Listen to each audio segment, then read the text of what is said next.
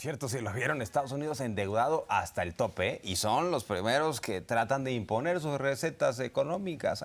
Pero bueno, es la doble moral. Y el presidente López Obrador habló en particular de esta oposición que se lanza con todo, con noticias falsas. Retoma el caso de Héctor de Mauleón, que habla de supuestos cables que habría enviado el embajador de Estados Unidos en México, Ken Salazar, a su país, de los cuales ya se deslindó. No existen estos cables, estimada Azul. No, de demostradísimo un está. Supuesto narcoestado y un pacto entre Morena, en particular Américo Villarreal, el entonces candidato de ese partido allá en Tamaulipas, próximo gobernador en unos días. Bueno, ya nada de eso queda como algo que uno pueda decir es elemento siquiera de discusión, simplemente para evidenciar sus noticias falsas. ¿Quiénes se sumaron? Algunos como Óscar Gastelum, este escritor, y dice López Obrador, pues sí, es que además trabaja para Letras Libres, que es de Krause, de ahí viene toda esta narrativa de un supuesto narcoestado, y es interesante porque Óscar Gastelum ya respondió. Dice, ¿cómo es posible que el presidente de México me está acosando? A ver, es debate, es democracia. Entonces un escritor puede plantear lo que quiera sin que nadie le cuestione. Le diga nada, sí, no. Ni Un los escritor aludidos. o un periodista, Porque no, esos son intocables. alude directamente al presidente López Obrador diciendo, sí, es un narcoestado y militarizado lo que está armando. Entonces, narcoestado militarizado, de hecho. ¿Qué quieren? ¿Que el presidente se hinque, se someta, se agache y los de Letras Libres y Nexos estén todo el tiempo golpeando? Pues no, es que no están acostumbrados al debate y es parte del paradigma que se rompió. No sé si lo consideras de esa manera, estimada Azul, porque antes estos escritores eran así muy exquisitos y nadie les decía nada. Pero bien alineados, ¿no? Claro. Bien alineaditos y les molesta que la gente común y corriente le podamos decir, oiga, yo no creo. Y también que los aludidos respondan. Pero vamos a escuchar parte de lo que dijo López Obrador. Y miren lo que escribe. No había visto el cable confidencial en el que el embajador Salazar le advierte a su gobierno que la secta obradorista, fíjense que es una secta muy peculiar porque nos está apoyando el 70% de los mexicanos. ¿Cuánto es el 70% de los ciudadanos mexicanos? Si somos como 85 millones de ciudadanos, 59 millones de personas formamos parte de la secta. Está usando dinero del narco para la campaña del Estado de México. Fíjense, un intelectual que afirma esto sin probar. ¿Dónde está la honestidad intelectual? Es una vulgaridad mental. Y sabía también que Obrador está construyendo un narcorrégimen militarizado. Bueno, pues nos vamos a ir directo hasta Tamaulipas con Marta Olivia López, una gran periodista que lleva al dedillo todo este tema, como todos los temas políticos de allá de la entidad. Muy buenos días, Marta Olivia, ¿ya estás por ahí? Buen día.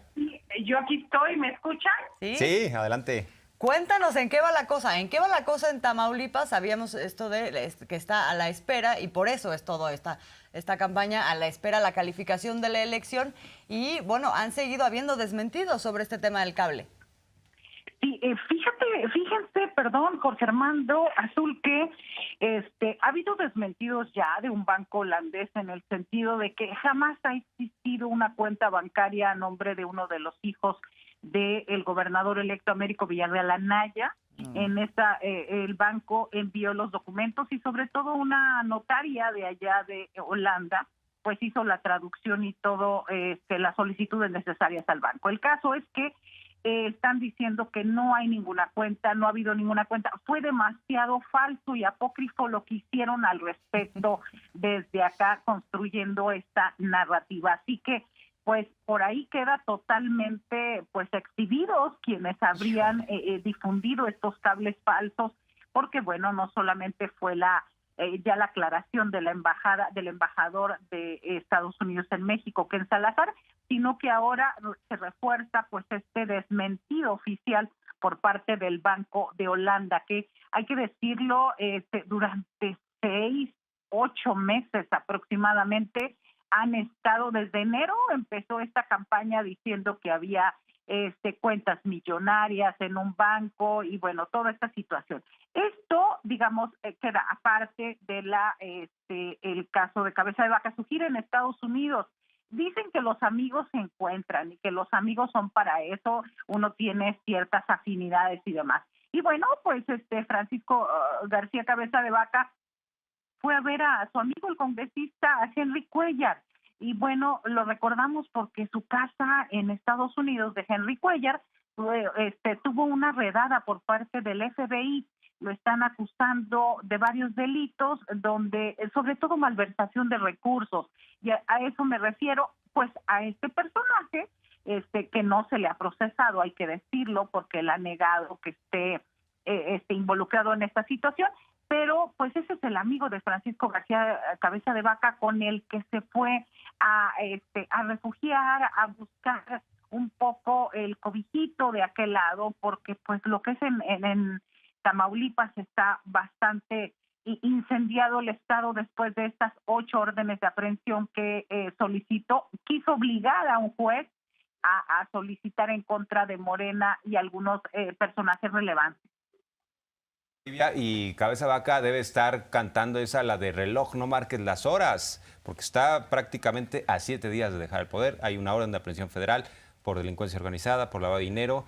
Esto que intentaron hacer de una forma muy burda a través de una columna, además una jugada de diversas bandas, porque no solo era involucrar a Américo Villarreal, sino decir que parte del financiamiento iría también después al Estado de México, a la campaña de Delfina Gómez, o sea, todo armado de una forma muy burda y ya desnudado por el presidente López Obrador. Sí regresa de Estados Unidos, Cabeza de Vaca, se le ha visto muy cómodo en esas fotos, en una está ahí sentado, casi acostado. La pregunta es qué va a pasar a partir del 1 de octubre, que además el próximo gobernador ha dicho pues que se enfrenta a la justicia. Así es, que se están abriendo ya las investigaciones y demás. Mientras se va Jorge Armando Azul, a nosotros estos 7 días se nos hacen eternos. ¿Por qué? Simplemente, miren, el miércoles lanza este intento de órdenes de aprehensión, el miércoles. Ayer jueves, en la carretera federal 85, la Panamericana, creo que es la Panamericana, sí es la carretera nacional que comunica a Monterrey, Nuevo Laredo, Monterrey y a Tamaulipas y hasta el puerto de Altamira para que tengamos una dimensión del movimiento comercial. Ahí en esa zona, en el kilómetro 68, Cabeza de Vaca mandó a los GOPES, a esos famosísimos GOPES, y a la Policía Estatal a realizar un bloqueo de policías estatales, argumentando que había bloqueo de civiles en el municipio de Hidalgo. Y uno podría pensar, bueno, ¿qué tan importante es ese municipio? Pues es uno de los 4 que están impugnando el Partido Acción Nacional ante el Tribunal Electoral del Poder Judicial de la Federación, hablando de que hay injerencia del crimen organizado y presiones a votantes. Ni aún así, en un hipotético caso de que se pudieran anular las votaciones en esa zona, son 20,000 votos. 20,000 votos que no se compara con los 82,000 con los que ganó la elección Américo Villarreal Anaya. En calidad de mientras, Francisco García Cabeza de Vaca sigue incendiando el Estado, nadie entendió ese bloqueo de policías. Y digo, si se les aplicara la ley por parejo, pues tendrían que acusar a los policías, a los GOPES y a los estatales preventivas de obstrucción de las vías federales, que es un delito grave. Lo hicieron, en la columna cívica Pedro José Méndez se deslindó de este bloqueo y dijo que no tenían absolutamente nada que ver. Y bueno, lo último, y bajo con el tema electoral, Morena acaba de solicitar hace unos momentos al Tribunal Electoral del Poder Judicial de la Federación que Reyes Rodríguez, el magistrado presidente, no participe en la calificación del estado de Tamaulipas. ¿Por qué?